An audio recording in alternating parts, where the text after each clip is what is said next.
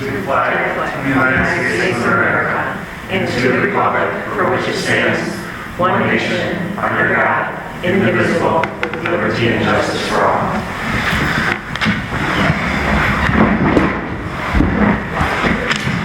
Sorry for the delay. They are fixing the darn roads coming in from the airport. I can tell you it took me 2 hours. So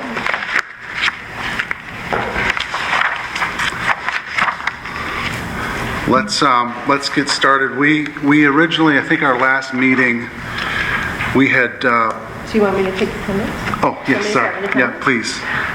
All right, I will take attendance. President D'Alessandro? Here. Vice President Griffith? Here. Secretary Hanser, present. Treasurer Schaefer? Yes. Trustee Foster? Here. Thank you. All right. A little rusty. Any changes to the agenda? None tonight. Okay. And then item 3, we have consent agenda. It's meeting minutes of September 27th, and then a closed session meeting from the 27th. May I have a motion, please? Mr. Griffith? Move to approve the consent agenda as presented. Support? Support, Mr. Foster. Discussion? All in favor? Aye. Motion carries. Thank you. All right. Item 4, Board of Education interviews. So this is why. So last meeting we identified 3 individuals for our process. We went back and one of the individuals, while very highly qualified, did not meet the requirements to turn them in on time. So we were left with 2. We didn't feel as though that was what we wanted to do was have everybody that had a vote be able to be interviewed. So that's where we went and we posted those 4 names. I believe it was. Everybody that had a vote, everybody that had more than one. More than one vote, yes, sorry. Everybody that had more than one vote, we brought in to interview. So, and those 4 names were posted on the website. I believe it was either Thursday or Friday. I believe Friday. And that leads us to where we are today.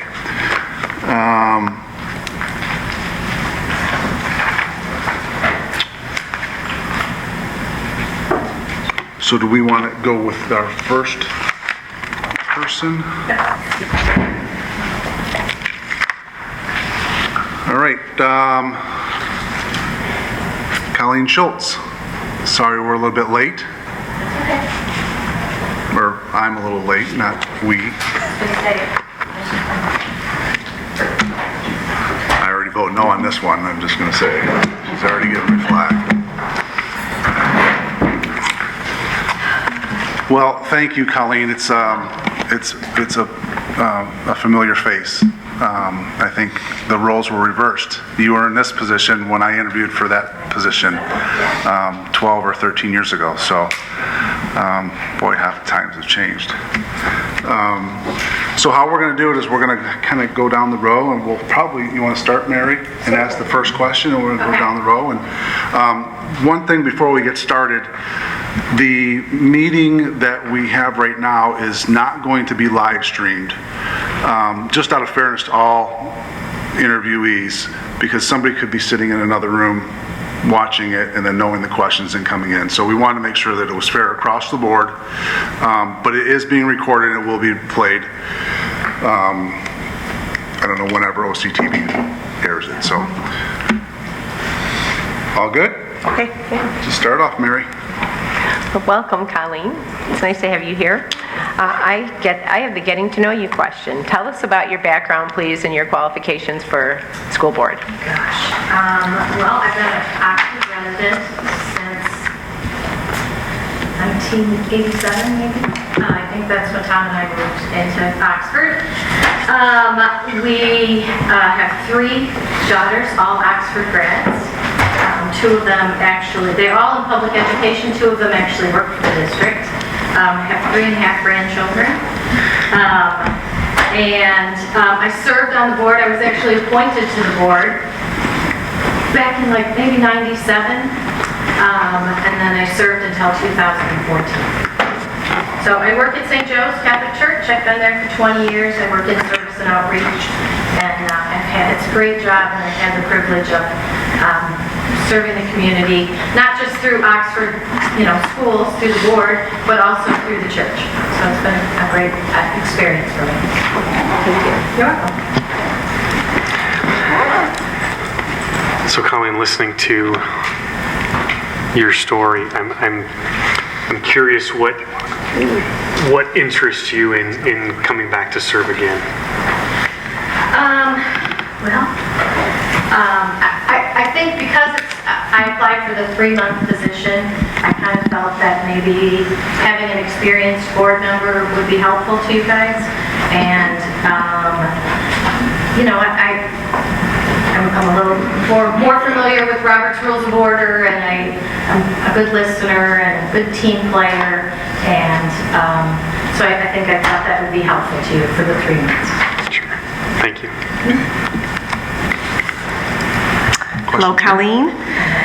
What do you think are the top 3 priorities of the district? Or what do you think they should be?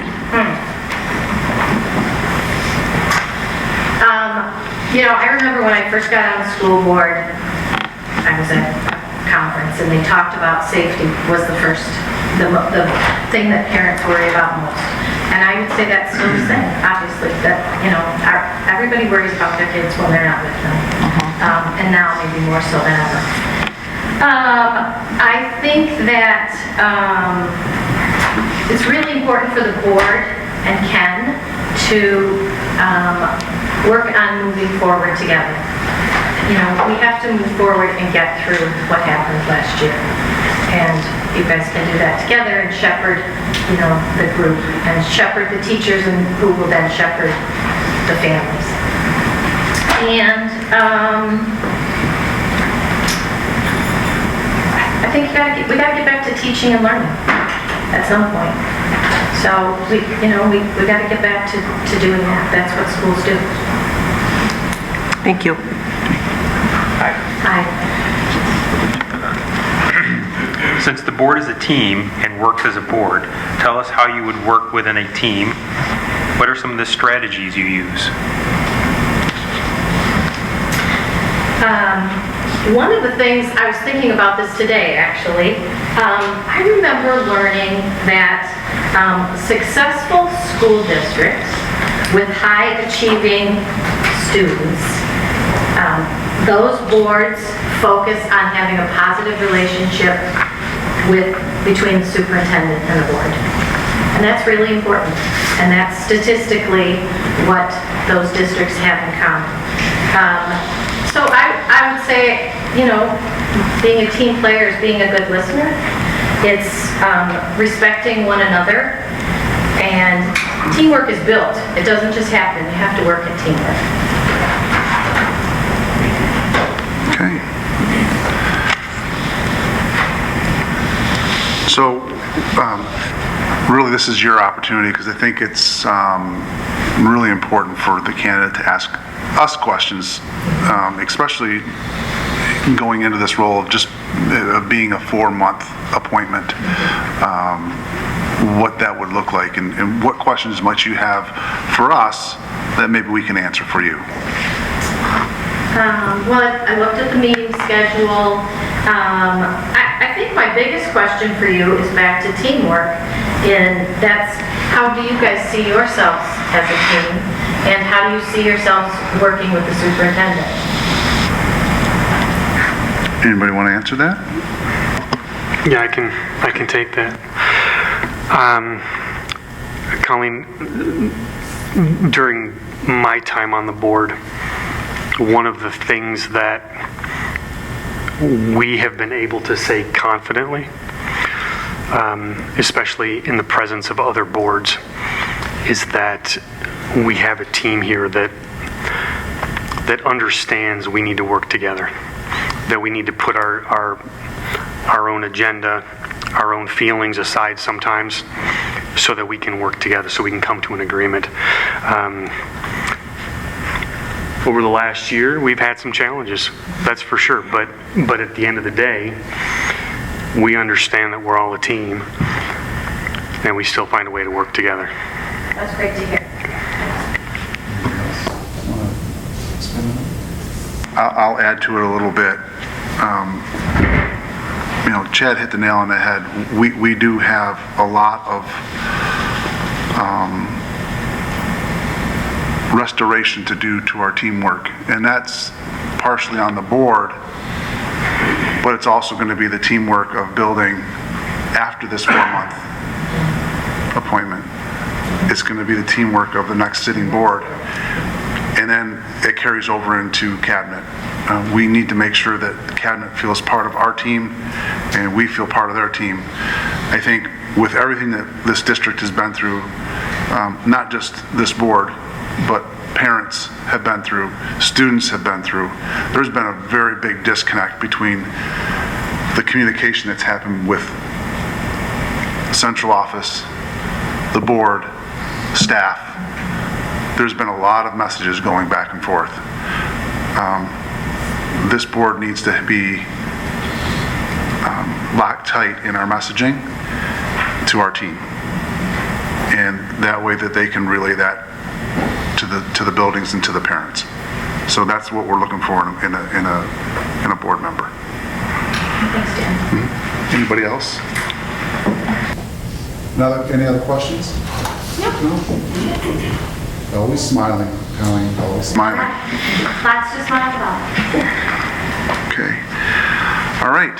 Okay. Thank So you very much. what are Mary's got something. oh, go ahead, Mary. Oh, no, I was just going to say thank you for coming, but I didn't know what the next steps were, Dan, for. Right. So what we're going to do is we're going to finish, obviously, these interviews tonight, and we have, probably we'll discuss it or we'll make an announcement within the next, we want to have it done pretty quickly, because there's a lot of information to get caught up on for both appointments. Okay? Thank you. Thank you. You think you'll be calling people, Dan, is that it? Or you- Yes, I will be calling. or something? But let's just get through the interviews and see. Yeah, and we may come out of it, we may go into a closed session and want to, what do we want to do?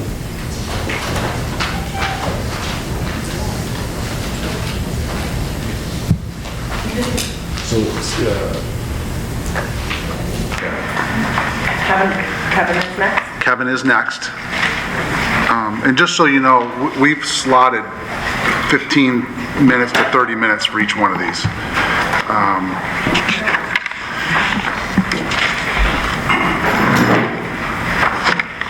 Good evening. Good evening, Kevin. Kevin, is that green light on right there? Yes, it is.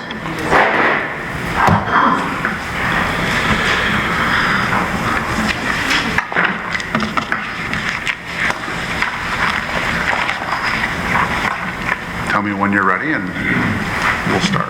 I'm ready. Okay, so what we're going to do is we're going to have 4 questions and an opportunity for you to ask questions of us. We're going to go through, we'll start, the last question start with Mary, we'll start this one with Chad, and we'll go down the road, and then we'll come back to me. And that's when you'll have an opportunity to ask your question. But first, I want to thank you for applying. It takes a lot of courage and it takes a lot of thought to put your name in for this position at this particular time. So thank you very much. Thank you for inviting me. We will start with Mr. Griffith, and whenever you're ready. Absolutely. Good evening. Good evening. Kevin, why don't you, if you could, start off, just give us some information on your background and your qualifications. Sure. Well, just briefly about me. I lived in the Oxford area for 9 years, married. My supportive and always caring wife is here with me. I've got 2 boys that went to, 2 boys as well. Oldest son graduated from Oxford High in 2018. Went on to Michigan State, recently graduated, and happy to report that he was more than prepared for his college studies, so I thank you for for that. That comes from him, not me. I've got a son who's a sophomore here, plays in the varsity team, and he is doing well at the school right now. Last 20 years of my life have been spent in the private sector, in transportation, supply chain, and logistics. The last 13 have been as a business owner, serving as president of an interstate motor carrier with operations in Michigan, North Carolina, Florida, and Texas. Earlier this year, I sold that business to a group of local investors and am currently semi-retired, at least for the time being. My experience is in staff development, it's in business development, it's in strategic planning, forecasting, budgeting, and profit and loss management. The success of my organization, the organizations I've been with, have been built on collaboration. When you're in those sorts of organizations, there's lots of different departments: HR, legal, operations, safety, and having a shared vision, understanding what needs to be done, making hard decisions. I've seen the value and the results that come from that when everyone works towards a common goal and sets personal stuff aside. Good. Thank you. Why are you interested in running for the board? Well, there's a need, and the last 13 years of my life, my focus has been on running my business. I have not had the opportunity to give back to the community, and now I'm fortunate enough to do so. I feel that I have a responsibility to do so as well, not because of an agenda, but strictly for the benefit of the students, for my family, for my son, for the community. Okay, thank you. What do you think the top 3 priorities of the district and the board should be? Fantastic question. The last several years, beginning in March 2020, we all experienced the COVID pandemic. Middle of March, students were more or less furloughed for the rest of the year. There was some online learning, but it was not the same as being in class. Results of the last 2 years have shown that kids have suffered. Graduating seniors, whether or not they've been able to make up that learning deficit is debatable. Younger classes should have the opportunity to do that, but that is a huge focus. Teacher recruitment and retention is another issue. Every district in every state is facing the same thing Oxford is. The numbers bear that out. The numbers bear that out here. There's a 44% increase last year than the year before in retirements and resignations. So Dr. Pass is not alone in his, in what he's facing in the community, with other districts. But when we couple the tragedy on November 30th, and we add that in, that makes his job that much harder, right? We need to recruit, we need to retain staff at our schools so our kids get the best education they have. And that is a difficult thing to do.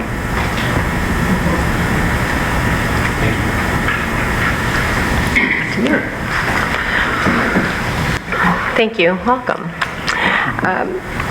We are a board of trustees, and we work as a team.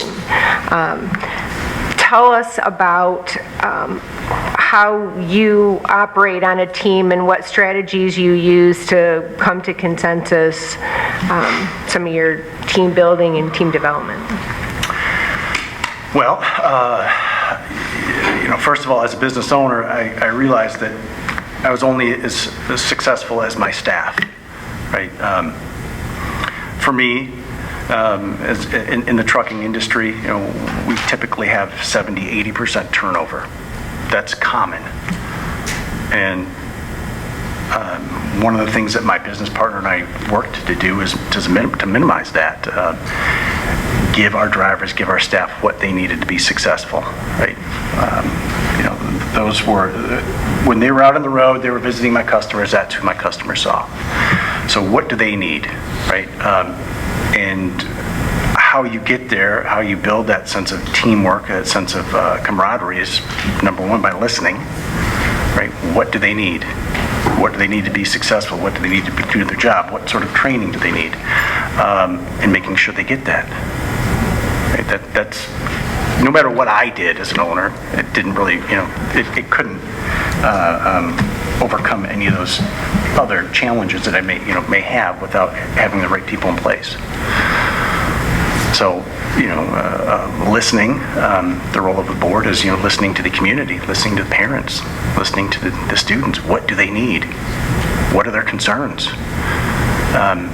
When people get up and talk, it's, during open question time, they come with the best of intentions. And listening to what they have to say is very important. That does build that sense of teamwork and with the board members and with the community.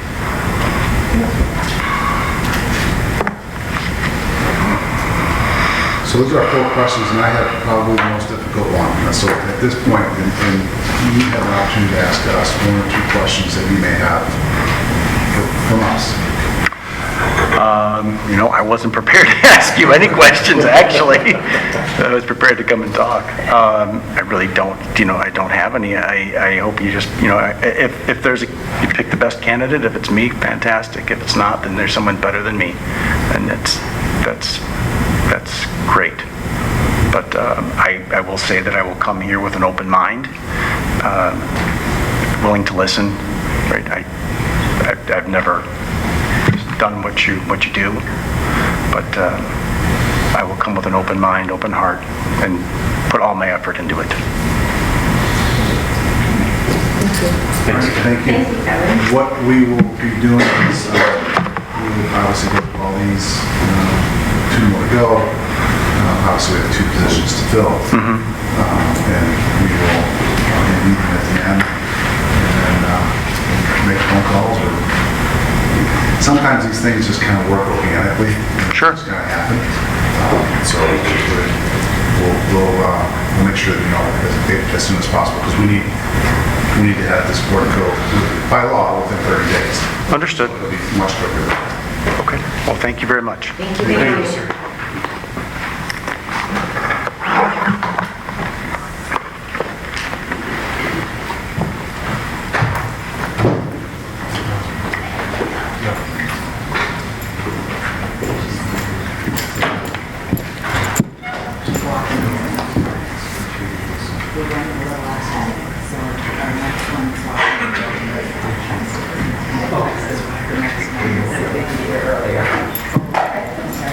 That's fine.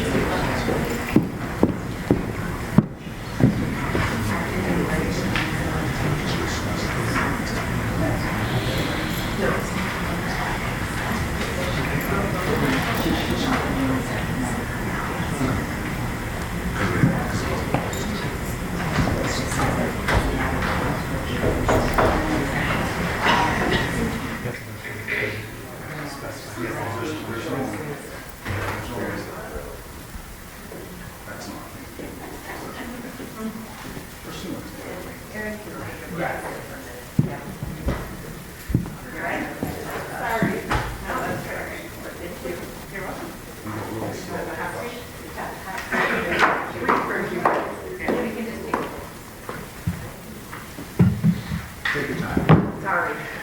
early, which is bad. That's fine.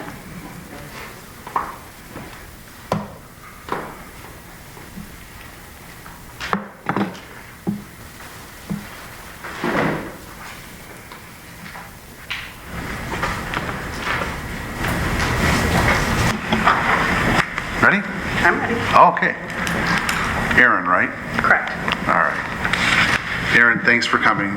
Thanks for applying. In normal circumstances, this is a tough position to jump into right in the middle of a term, but in this, it's even a little bit more difficult. So appreciate you putting your name out there and having interest in serving the community. So what we're going to do is we're going to have 4 questions, and then we're going to follow up with one last, actually 5 questions, to give you an opportunity to ask us any questions that you might have. Sure. And we will start with Heather. Okay. Yes, ma'am. We have your resume, but if you could tell us a little bit about your background and your qualifications. Sure. Well, I guess we'll start with my educational history. I graduated from Oxford High School, and I've lived in the community for most of my life. I did move away 2008 to 2017, where I attended University of Toledo. Got my Bachelor's of Science and an MBA in Executive Leadership. Moved back in 2017. Drove my husband crazy because I refused to live anywhere but Oxford, and I work in Flint, so to give you perspective, him being from Toledo did not understand that. In 2017, I started graduate school again because I like to go to school. I'm a lifelong learner. I attained my doctorate degree in education with a focus on organizational leadership and healthcare administration. Very good. I currently serve as a chief academic officer for a healthcare system. So tell us why you're interested in the position. You know, I have 2 reasons. One, because I've lived here my whole life, essentially, except for the 9 years that my husband convinced me to live by his family. But because I believe in the school district. The reason I was so dead set on living here was because I have a daughter who went through the special ed program here. She graduated last year. And another reason is I have a lot of skills in leadership, specifically in education leadership, and looking at curriculum, finances, advocacy, appropriations, how they're spent. And I feel like I could lend that to the community. I have capacity in my current role, capacity with my family to do that, and I think that's important, that I can commit the time that this district needs. Mary. So what do you think the top 3 priorities of the district and the board are? Top 3, huh? Sorry, I'm nervous and I don't know why. You can take a breath. The good thing about us running a little ahead is you have plenty of time. Oh, okay. Yeah, you can breathe for me. Yeah. There's a long list, so. A long list. There, you know, from where I sit in the community, I'm a parent of 3 children. I'm a career professional and executive in an organization. And as I look from where I sit, I think the top 3 priorities are reestablishing trust. Obviously that was lost. And it's evident if you just scroll around on Facebook for 5 minutes. Increasing communication that is applicable to all the populations and levels. One thing I understand is how dynamic any organization or school district runs. It's not black and white as much as we want it to be, but that doesn't mean that the people don't need to hear it addressed at an appropriate level for them. We know it's dynamic. We know that if we push one lever, 6 more will move as it goes away. And I think just connecting that for the community right now is probably one of your biggest things. And then continued recovery efforts. This district is innovative, has things that many districts, and those of us who have come from other districts as parents know that. My second grader when he started was behind quite a bit. But the school district he came from thought he was great. So the standards are just higher here. Higher achieving means higher lifelong learning goals. And I can tell you, working in adult education, you can tell when a student comes from a district that doesn't provide the supports necessary to make innovation a priority and student learning #1 priority. So communication, trust. Third one, keep innovating, keep being special. And we are special, but keep being special. So that way the people still, like me, who moved away for 10 years, drag their family back here. You know, and if you just look around at the graduates from Oxford High School that have all come back, it's diverse. We have people that, like me, who took lifelong learning careers where we just spent all of our time in academics and continuing to learn, from people who are part of our critical infrastructure trades that have grown into leadership roles in electrical and plumbing. We service out of Oxford High School so many different career paths, and I think there's a lot of focus. We want to maintain that. It's not all about producing doctors and scientists, but also about producing people who can, you know, support our critical infrastructure in our economy and want to live here. Thank you. Thank you, Erin. So since the board is a team, works collectively as a board, tell us how you would work within a team. Clearly in your career you've had opportunities to do that. What would that look like? So being a team member is, you know, you have to appreciate diversity of opinion. And anywhere you sit, you're not going to typically have an opinion that matches all 6 other people on the board or, you know, an entire community or the superintendent. You may have difference of opinion. But you have to find common ground. And doing that is just by communication, trust, and knowing that there is data, but there's also the holistic approach to approaching everything that you do. How will it fit? It's a puzzle. And just always being able and open to hear what other people have to say, even if it's something you don't agree with fundamentally. All right, thank you. Okay, that leaves it to me. So at this point, you have the opportunity to ask us questions that you may have of the board. This is your opportunity. I'm not sure I have many questions right now because I think, you know, I guess, when are you making a decision? Is that today? We will be really quick. Okay. It'll be quick because there's a lot of work to do. I mean, I think everybody in this room can agree there's a lot of work to do, and we need a full team to do that. It should not be done by 1 or 2 people. This is a lot of heavy lifting, and it takes 7 people along with the superintendent. So we're going to make sure that we do that as quick as we can. Sounds good. No more question. That's it? That's it. Okay. All right. Thank you. Thank you. Ah, just when I got my voice back. Thank you very much. Thank you. You're welcome.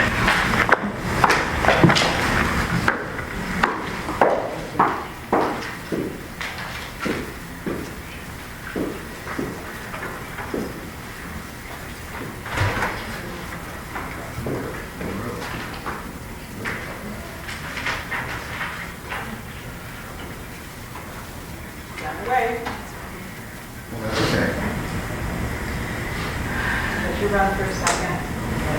I called her, she's on her way.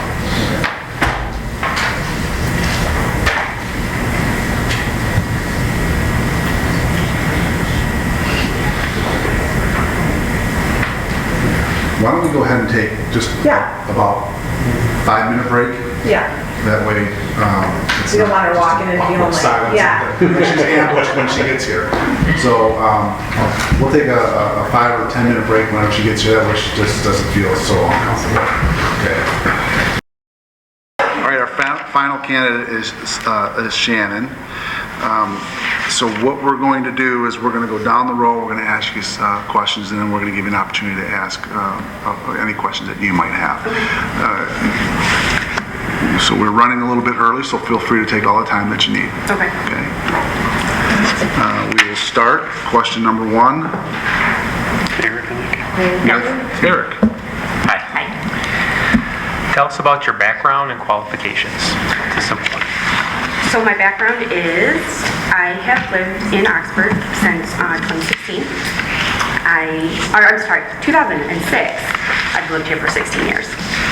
I am a medical assistant, certified medical assistant in a local private practice where we see internal medication and pediatrics. I have been working there for 5 years, but I worked previously in a nephrology clinic for 12 years. I've come across a lot of students, parents, employees in the practice, and especially in the last year, I've seen the emotional trouble that they've gone through. I've seen the physical trouble that those emotions have brought to them, and just knowing what they're going through, I think would be helpful to, as a board member, because you're not seeing them as a student, you're seeing them outside of the school. You're seeing what they're going through on a more personal level, not just every day in the classroom, on any of the athletic fields, on the marching band field, any of those aspects. I'm the wife of a special education teacher in the high school at Lake Orion. I know what he goes through. I've seen the challenges that he's dealt with as a high school teacher. And even though he has not gone through the tragedy firsthand, he has felt some of the emotions at his high school and has had to deal with those elements on a daily basis as well. I have 2 children in the school. I have a high schooler who is in marching band, who is on the swim team and golfs. I have a middle school daughter who is also in band, hopes to be on some type of athletic team next year when she comes to the high school. She's not sure what yet, but I see what everybody has been going through as the spouse of a school employee, as a mother of a student, and as a community member. That's my background. So I'm going to assume that you've been seeing what's going on with the school board and all the things happening. What makes you interested in this position now?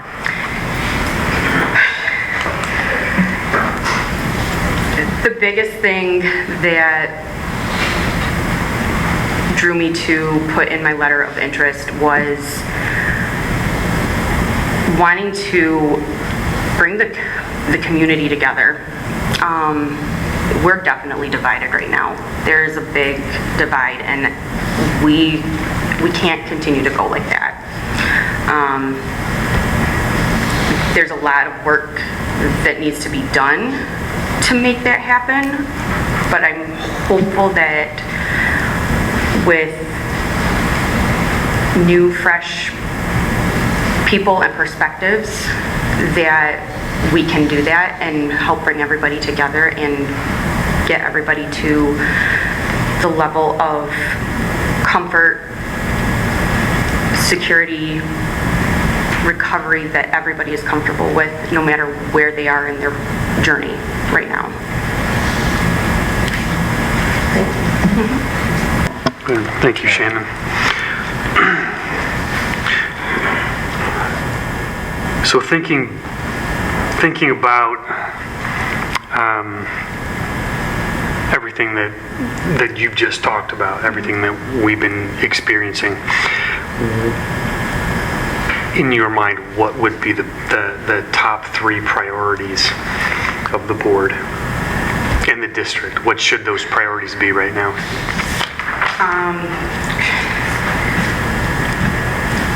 I have a list of different ones, but sure. The 3 that I would pick out most right now would be school safety before, during, after school activities on all levels of all the schools. I know that the middle school and the high school have been a big priority, but I do also know that there's parents that are concerned about elementary school security, bringing in, or making sure that there's security staff available at all of the elementary schools. Not saying that there's not now, but just making sure that there's somebody there monitoring all the schools, whether it's inside, outside, during recess, making sure that safety and security protocols are being followed. I think the other big one would be the emotional recovery for teachers and the staff. We would need to make sure that everybody is on this, getting those tools, supports that they need, not just the students, but just also all the teachers, the support staff, everybody in the district. And then keeping our current amazing staff that we have. Our district is only as good as the staff that we have. And if we cannot keep the amazing teachers and staff that we have, we're not that amazing district that we have always been. Those would be the top three for me. Okay, good, thank you. Heather? Since the board works as a team, we cannot have individual agendas. That's not what that is not how a board serves a community. Right. It's not through individual opinions and agendas. So tell us how you would work together as a team, because there's always going to be different opinions and personal opinions. How would you work together as a team? What strategies might you use? I've always seen the board as a nonpartisan position. You cannot come in here saying, I'm extremely far right, I'm extremely far left. You have to come in and make the best decisions for everybody, all of the students, the teachers, the staff. You have to look at all of the options that are available, weigh all those options, and then come together as a team to make the decision that is going to be best for everybody. We can't come in and say that this is what I want to focus on. We need to only focus on this and forget about all the other stuff. We have to look at the big picture and make sure that, like I said, we're weighing all those options and making sure that the best decision is being made for everybody, not just a specific population. Thank you. You're welcome. All that preparation. I tried. So at this time, we've asked all of our questions. We're going to let you ask the questions that you might have of the board. Okay. So one of the biggest questions would be, what is the biggest hurdle that you guys have faced as being a board member outside of being on the board? Or being in outside in the community? That's what I'm trying to say. Like on your day-to-day activities. Our daily lives or like daily as your board? like your daily lives being a board member. Have you? I can answer that one real clear. Being in Utah this morning and being here and running this a little bit late, but it is a challenge, but it's very rewarding. Even in the challenging times, it's an opportunity to see students and our staff. I mean, going on 11 years, I think we've almost doubled our student enrollment. Is that right, Ken? In 11 years. And that's really rewarding.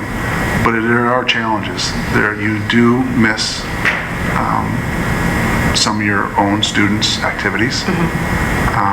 As I have probably told each and every one of the board members here, you don't have 1 or 2 or 3 or 4 students, you have 6,000 or 7,000. And that's the focus that you have to use when you're making your decisions. It's not just what's good for your family and your mindset, it's what's best for the entire district. That's the difficult part of this job. I've said it before, I may not agree with some thoughts and ideas, but the law is very direct. And in order to serve this district and this community, we have to follow the law. And that's a challenge as well. Look like you have a follow-up to that. Go ahead. I'm trying to think of how to word it. Yep. I think kind of what Dan was saying is finding the balance to meet the needs of hundreds of teachers, thousands of students, and 14,000 community members. That is the hardest part for me, right? Simply stated, bottom line. Because sometimes you're going to be a hero and sometimes you're going to be a villain. So it's just plain and simple. And at the same time. Yeah. So somebody, one half of the room thinks you're a hero and the other Yep. half. And that's just in my house. Outside. So, I know that that's true. yeah. I kicked all my kids out, so I don't have to worry about that side. Anybody else? Or did you have another follow-up to that? No, I think that's... Okay. Anybody else want to echo or add to? Yes, Mary. I will add. The learning curve was big for me when I came on the board. I didn't know a lot about how schools were run, about how funding happens, about how everything was integrated. So that took a lot of time, and I've taken a lot of classes, and I've done a lot of professional development, and somebody new coming on the board, that's going to be condensed, because there's a lot of things that the next person is going to have to learn, in a short period of time. And in the last few years, it has taken a lot of time away from my house, but my family also understands the work that I'm doing and the value of the work, that I'm a part of, and the team that I'm a part of, to be a part of this community. I think that we have a tough job because we're charged with doing all these things like Eric was talking about, and on top of that, we never know how much money we're going to get to do it every year. We don't know. We can estimate, but there's nothing written that guarantees us anything. So that's just another piece of that, is trying to do all this. And by the way, maybe we'll start giving you money before the school year starts, maybe not. But it takes a lot, it takes a lot of energy to be a good school board member, because we do care. All of us do care about each and every one of those students.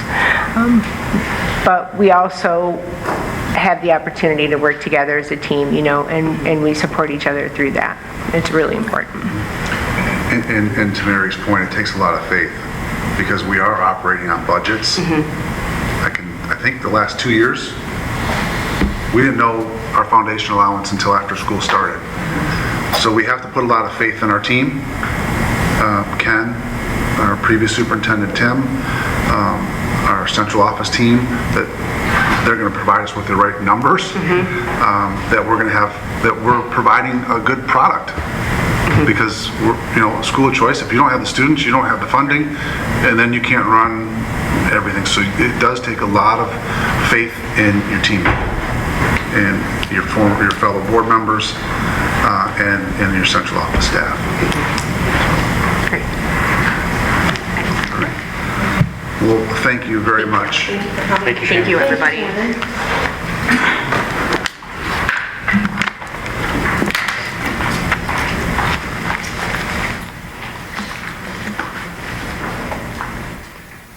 Okay. So item number 5, unscheduled audience participation. I do have one card, and I think if there's anybody that has one, we typically... Okay, go ahead and fill one out real quick. I didn't announce it real early, so we'll let you get one in.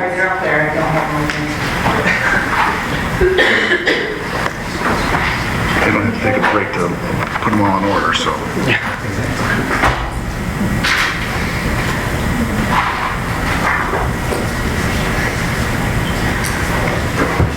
All right, we'll get started while they're filling that out.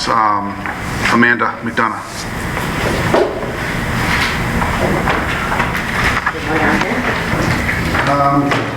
There's a microphone right here. Right here. Is it necessary? Yeah, because what happens is they don't pick it up on OCTV real well.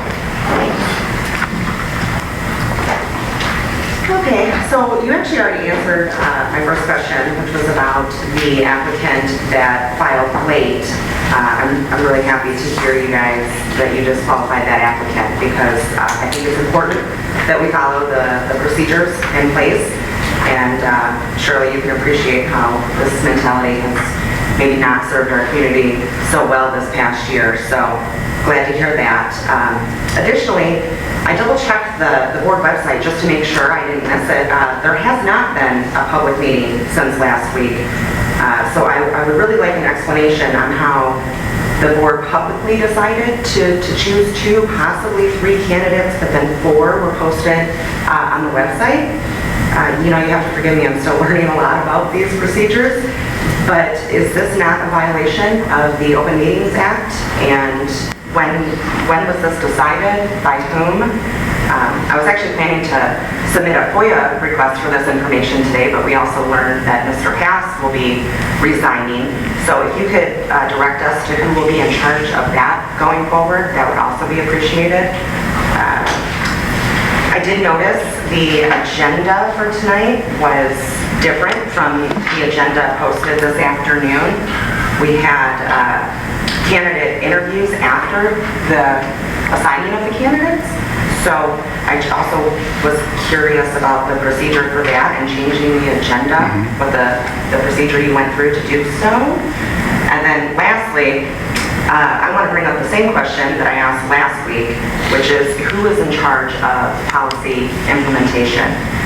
We've now had a security guard accidentally discharge a gun inside of a school. Hanging a gun on a bathroom stall hook seems pretty counterintuitive to all of the available training and protocols for security personnel. The SEC, when they performed their review here, they specifically mentioned that we had sufficient policies and procedures in place for our armed staff. So was this employee aware of these policies and procedures? Were they regularly trained? And again, who oversees this? Thank you. Okay, I will answer the question about the agenda. That was me. I changed the agenda. So that's on me. I made a decision to change it. Is there a procedure that you follow to do so? Yeah. Okay. Mm-hmm. You board president. Board president sets the agenda. Okay. So as board president, It's the board's meeting, it's not a public meeting, it is a meeting of the board that's held in public, so we can alter the agenda just like anybody else would alter an agenda meeting at their own work, for their own team. Okay, so that's good to know, thank you. Yep. Did you want to address the other ones or not right now? I'll let Ken follow up on those. I didn't write them all down. What was the other one that you had about? I can just email them again. Oh, the candidate list. Yeah, the candidate list was, I followed up, as I said, last meeting. The candidate was submitted theirs after the time. I didn't think it was appropriate to have 2 candidates for 2 positions, so I extended it to 4. That's simply how that happened. It was my decision. I asked Angela to change the agenda. There was no conversation. It was these number of people had at least more than 1 vote, so let's put them on and interview them. So the 2 people we added at the time were number 9 and 11, and those Correct. 2 people each had more than 1 board member, select them as an interested party. So that's how we grew from the 2 to the 4, to make it fair. Yeah, and that is our policy. Okay. Our policy is, we didn't even have to even have interviews. We could have just appointed. Of course. But that's not how, we didn't think that was a good way to go with either, so. We just decided we're going to have interviews. You want to say anything about the You got a thing? I don't, I'll do the clarifications. Okay. You want to do that on clarification? Okay. Brian Cooper.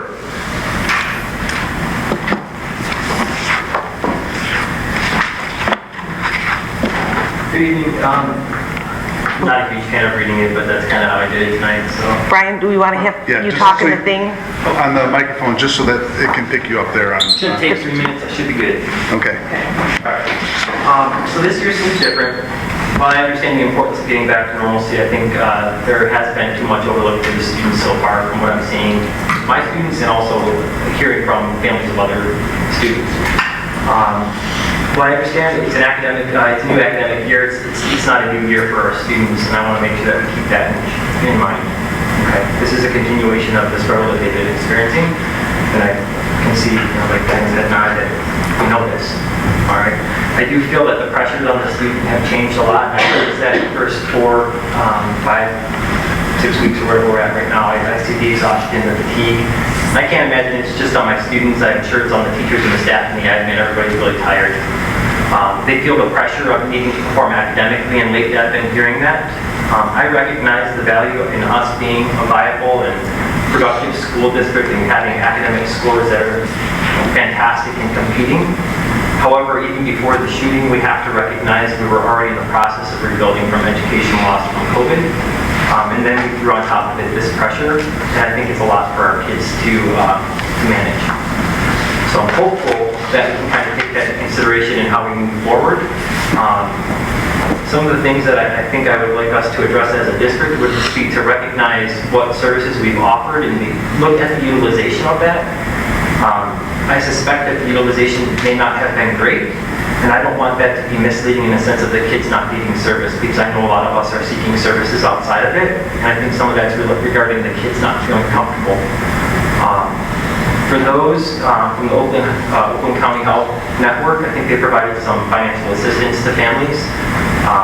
If there's money available and it wasn't utilized, I think it would be great to pass that on to families that need it. If there's families that need it that didn't realize it exists, I think it would be good for us to proactively reach out to them to make sure that they're getting the services needed. I think as a district, it would be great to look at the kids that were in that hall that day and make sure that they've been contacted. I spoke to a couple of recent grads, and I was curious. I said, how's the school doing? And they said, and I don't believe this to be true, but the problem is it's their perception. They're like, they don't care. So I don't believe that to be true. I don't think that's the nature of the admin. But again, that's their perception, and I think we need to address that, to reach out to them and make sure that they have the services as well moving forward, because there's a lot to happen in a short period of time. One of the articles that I looked at, a study, after school shootings, has talked about the increase in absenteeism, lower test scores, lower graduation rates. We need to be truthful and honest with ourselves in looking at that and having open conversation about that. Glad to hear about our listen and learn sections. That's great. I'd like to see more of a community-based outreach. I'm hopeful, we've talked about it many times, about getting families together and parents to have active participation in this, and we still want that. I haven't heard too much about it yet, and I get discouraged because I feel like we have time to do that. I guess I did take my 3 minutes. The important 3, if I can have 20 seconds Sure. to wrap it up, I appreciate it, guys. My top 3 would be our students, making sure that we meet them where they're at always. Having brave conversations, having formal conversations, acknowledging that, getting there. Secondly, of course, and always our teachers, making sure that they're able to provide for our students by being able to be in a position to do all themselves. And then thirdly, making sure that our families that have experienced loss are addressed. Thank you. Thank you, Brian. I I will say that the question of caring, I have to answer that. I'm going to speak for myself, but I think I can pretty much guess the rest of my board feels the rest of this board feels this way. If we didn't care, we would have packed up our bag and went home. We would have packed it up a long time ago. And we just have to make sure that we're doing a better job of making sure everybody else understands that we care as much as we do. So we're gonna do everything we can to make sure that you guys feel the way that we feel. There's nothing more important to this board and to our central office staff than our students and our staff. And to that point, you're right. I said it before. Usually that wall, you hit that wall right around spring break. This year, we're going to hit it probably around Christmas break, if not Thanksgiving. We have to bring a lot of energy, we have to bring a lot of grace, we have to bring a lot of compassion for our staff and let them do their job. If we don't let them do their job, we're going to continue to see the loss of staff because they're exhausted. But that doesn't mean that we just don't remain focused as a board on what we need to do, what we need to accomplish. So I understand your points. Okay. Any clarification? Mr. Weaver?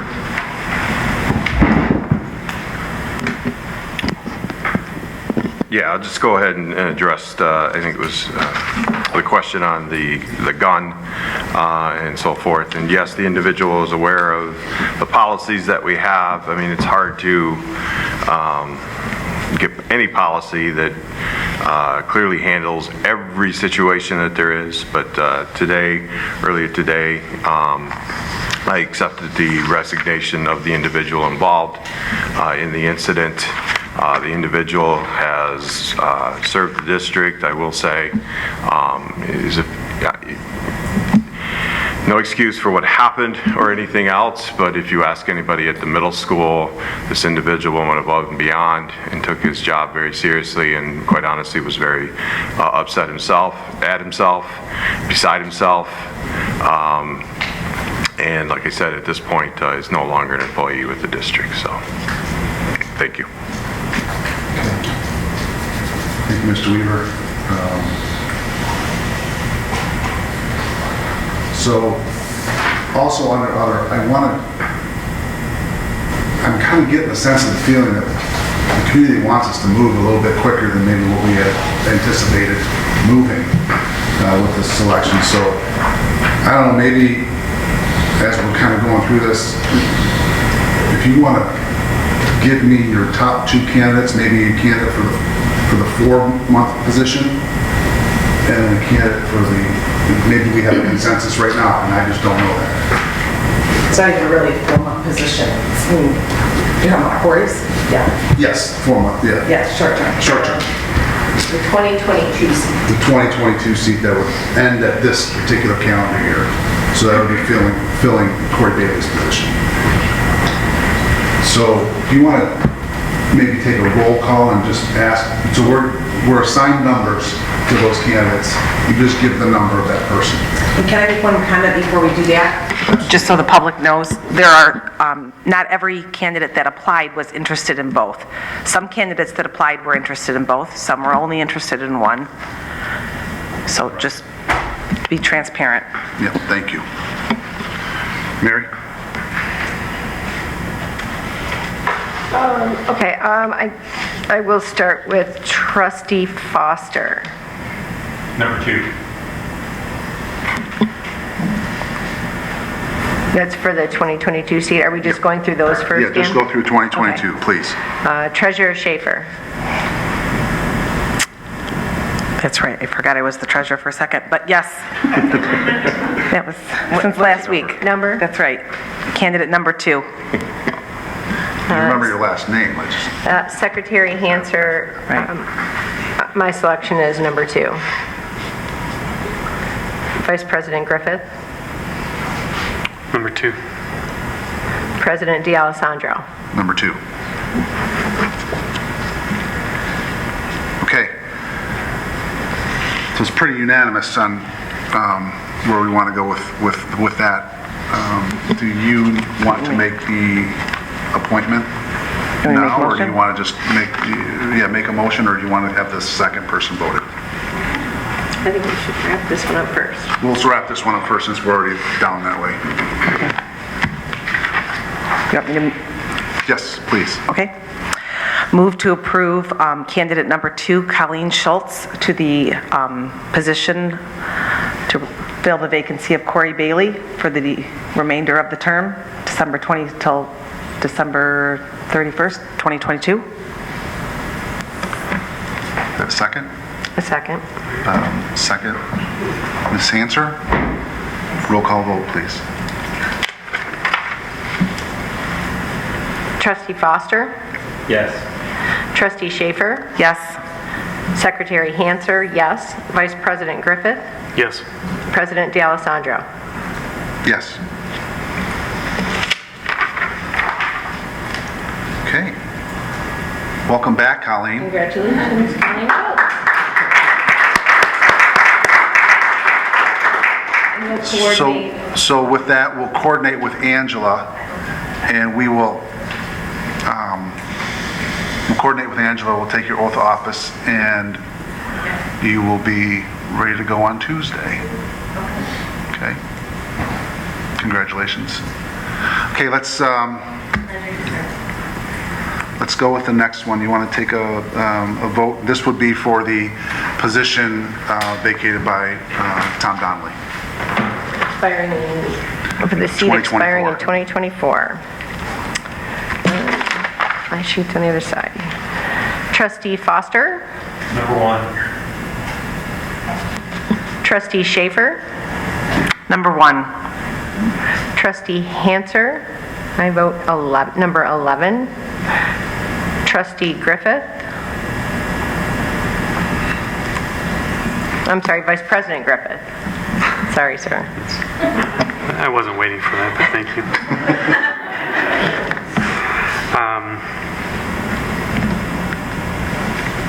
Number 1. President D'Alessandro? Number 1. Thank you. Okay, can I have a motion, please?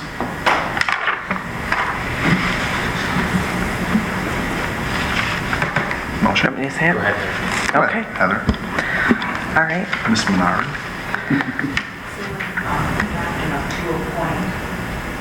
Whoever Yeah. to complete the 2024 until We don't have this one written out yet. We weren't planning on it. Would you like me to make the motion? remainder of the 2024 term, is that how we want to Correct. say it? Yeah. To appoint somebody to the remainder of the 2024 term. Correct. Okay. Term ending. Okay. Move to approve the appointment of Aaron Reese to the remaining position of school board member for the 2024 school board vacancy? I don't know how you want me to word that. Finish the term. To finish the term that runs through 2024. Period 2024, and that's fine. Okay. Complete the 20. To complete the 2024 The term ending Term. in 2024. Okay. Term ending. Sorry. I'm just fumbling all over the place here. Okay, You want me to read that again? Yeah. please. Move to approve Aaron Reese. It's fine. Move to approve Aaron Reese and appoint her to complete the 2024 term on the school board. Sorry. Do I have a second? Chad? Roll call vote, please, Mary. Trustee Foster? Yes.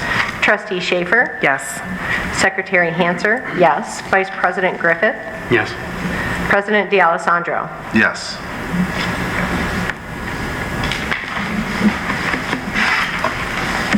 Okay. Well, that gives us a full board. Welcome to Aaron and to Colleen. Yes, welcome. Is Erin still here? I guess I'll have to call her. I thought they were all great, can I just say that? Yeah, I wanted to no. make a comment that I thought that they were all well-prepared and answered the questions well and had their heart in the right spot. It was not an easy selection. You know, Hard to select so quickly.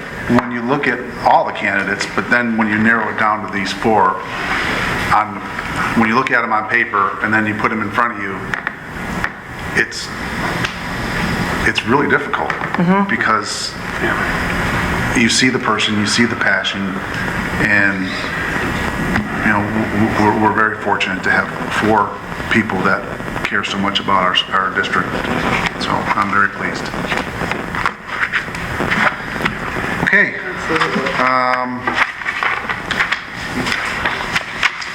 Any final board comments? No? Mary? I want to thank everybody, all the candidates, for coming out today for the interviews, for all the people, adding to what Heather said, just for all the people who applied for these positions.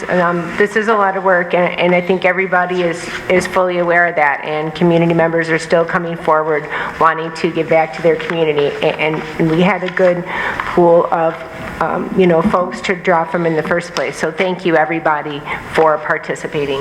We really appreciate it. Your community appreciates it. Anybody else? Okay, with that, meeting adjourned.